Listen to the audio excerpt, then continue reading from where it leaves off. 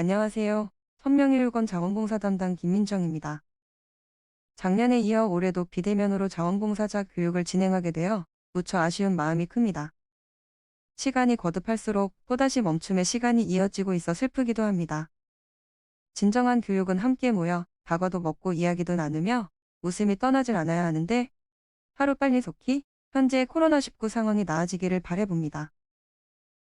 이어 진행될 2021년도 본 자원봉사 교육은 자원봉사자 소양교육에 필요한 개인정보보고, 인권교육과 선명일유권 자원봉사자님께 꼭 필요한 장애인식 개선, 또 방역수칙을 준수하는 슬기로운 자원봉사활동의 내용입니다.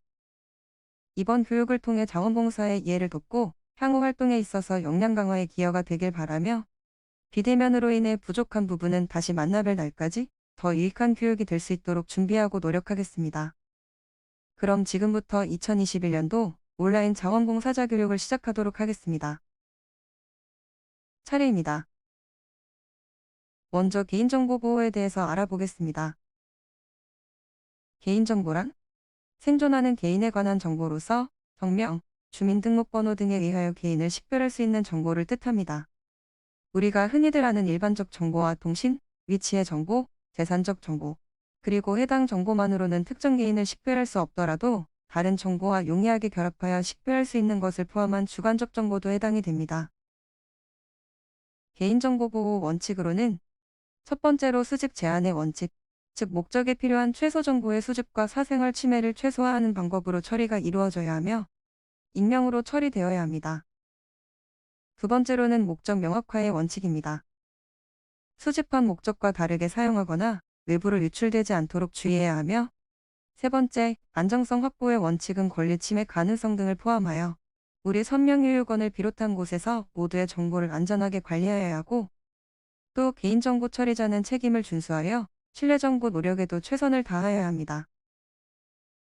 그렇다면 개인정보 보호를 실천하기 위해서는 첫 번째 개인정보 제공 동의서를 꼼꼼하게 살피고 꼭 필요한 정보에만 동의를 하여야 합니다. 두 번째로는 사용하는 목적, 이용기간 등 제공하는 곳은 꼭 확인 후에 동의를 하여야 하며 주민등록번호 제공은 마찬가지로 꼭 한 번 더 확인을 하여야 합니다. 그리고 인터넷 게시판 등 공용 컴퓨터에서의 개인정보와 가족, 지인 등 타인의 정보 제공 노출은 꼭 조심하여야 합니다. 이러한 내용들을 잘 숙지하여 나 자신부터 개인정보 보호에 꼭 실천하면 좋겠습니다. 다음은 인권에 대한 이해입니다. 인권이란 쉽게 말해 사람이 사람답게 살아가는 데 꼭 필요한 기본적인 권리입니다. 우리 모두에게 인권이 있듯 이것도 있습니다. 무엇일까요? 바로 권리입니다. 권리란 어떤 일을 하거나 누릴 수 있는 힘이나 자격, 의무를 뜻하며 사람으로서 마땅히 해야만 하는 일을 말합니다. 그러하여 서로를 부를 때에는 야, 저기, 어이, 헤이가 아닌 올바른 호칭을 사용하여야 합니다. 뿐만 아니라 나이, 가족 배경, 종교, 장애 등 어떠한 이유로도 우리는 차별받지 않을 권리가 있습니다. 그 밖에 내가 원하는 것을 스스로 생각하고 선택할 수 있는 권리, 자유롭게 행동할 수 있는 권리, 신체적, 정신적, 성적 폭력으로부터 안전할 수 있는 권리, 내가 원하는 일을 하며 내 돈과 통장을 관리할 수 있는 권리도 있습니다. 이 권리들이 잘 지켜진다면 너와 나, 우리 모두가 평등하고 자유롭게 살 수 있으며 서로 행복하고 화목한 삶을 살 수 있을 것입니다. 또한 우리나라에 제일 대두되고 있는 인권도 올바른 문화로 바뀔 것입니다. 다음 장애에 대해서 인식을 개선하고 이해해보는 시간을 갖겠습니다. 장애란 심리적, 정신적, 지적, 인지적, 발달적, 혹은 감각적으로 기능이나 구조에 문제가 있어 활동을 하는데 한계가 있거나 삶을 사는데 방해가 되는 요소들을 통합적으로 지칭합니다. 2021년 기준 국가통계포털에 등록된 전국 장애인 수는 264만 명입니다. 이 중 선천적 원인은 9.5%, 그렇다면 후천적 요인이 제일 클 텐데요. 후천적 질환으로 장애를 가지게 된 인구 비율은 55.1%, 후천적 사고로 장애를 가지게 된 비율은 35.4%, 후천적인 요인의 합이 무려 90.5%입니다. 그러므로 우리는 누구나 장애를 가질 수 있는 가능성을 가지고 있습니다. 장애인의 반대말은 비장애인이며 우리 모두는 비장애인입니다. 장애를 가졌다 해서 우리와 결코 다르지 않음을 한 번 더 꼭 기억해 주시며 한 사람 한 사람의 인식 개선과 실천은 작지만 장애인에 대한 근본적인 편견은 버리고 편견 없이 우리와 그들이 함께하는 세상이 되었으면 좋겠습니다. 그렇다면 장애의 개념은 예전과 현재가 어떻게 변화되었을까요?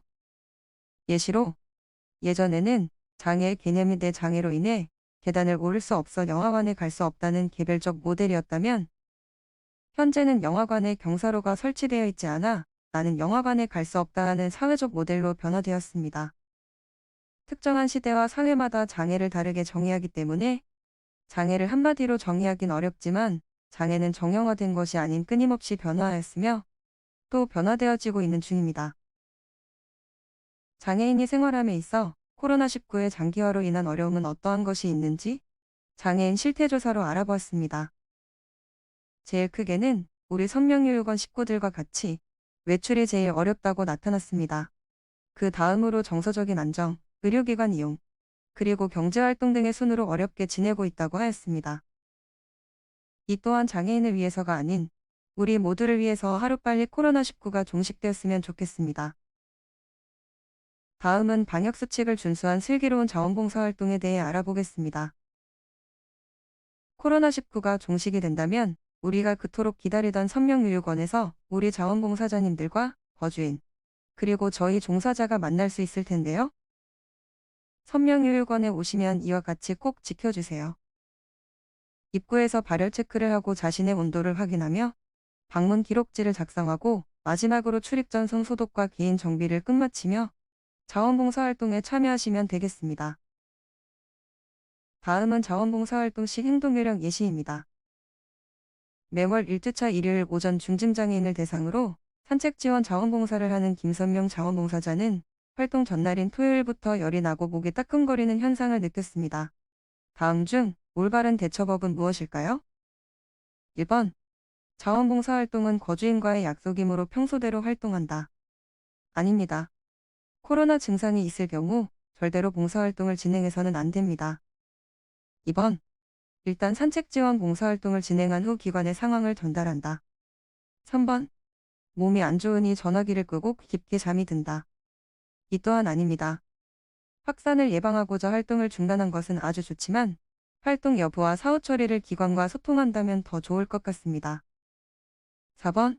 기관의 상황을 알리고 선별진료소를 방문한 후 자가격리를 실시한다. 이것이 가장 현명하고 서로를 배려하는 완벽한 대처 방법입니다. 자원봉사활동 진행은 첫 번째로 신청 및 상담이 이루어진 후 교육이 이루어집니다. 그 다음 각 활동에 배치가 되어 봉사활동에 참여한 후 마지막으로 활동평가 및 관리를 통해 지속적인 자원봉사활동이 진행됩니다. 코로나19의 상황의 활동 배치로는 장소를 기준으로 관내와 외부 활동으로 분류되며 접근성을 기준으로 대면과 비대면으로 분류가 됩니다. 또 코로나19의 확산을 예방하기 위하여 외부에서 활동 및 대면 활동에 제한이 생길 수 있습니다. 자원봉사자의 활동 수칙으로는 신규 자원봉사는 기초 교육을 이수해야 하며 연일의 정기 자원봉사자 교육을 이수해야 합니다. 중증장애인과 직원, 자원봉사자 상호 간 서로 예의를 준수하며 약속 시간을 잘 지키고 활동 여부에 대해 직원과 소통이 되어야 합니다. 자원봉사자에 대한 수칙으로는 자원봉사자가 스스로 해결이 어려운 문제는 직원과 꼭 상의하며 장애인의 인권과 자기 결정권을 존중해 주셔야 합니다. 그 밖에 서로가 다치지 않도록 복장을 단정히 해야 하며 활동 유형에 따른 자원봉사 활동 일지와 활동평가서를 작성해 주셔야 합니다. 활동 전, 중, 후에는 마스크를 꼭 착용하며 수시로 손을 깨끗이 씻어야 합니다.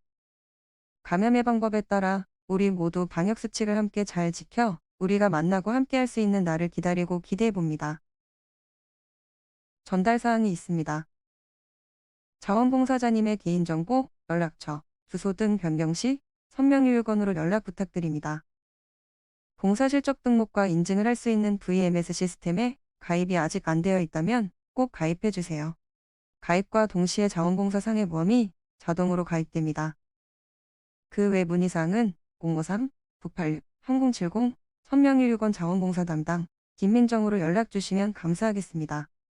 이상으로 2021년도 선명일유권 온라인 자원봉사자 교육을 끝마치겠습니다. 수고 많으셨습니다.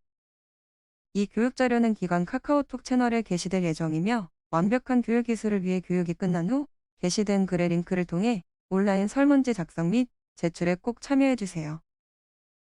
마이크 기능이 원활하지 않아 직접 제 목소리가 아닌 AI 음성으로 진행된 점 매우 죄송합니다.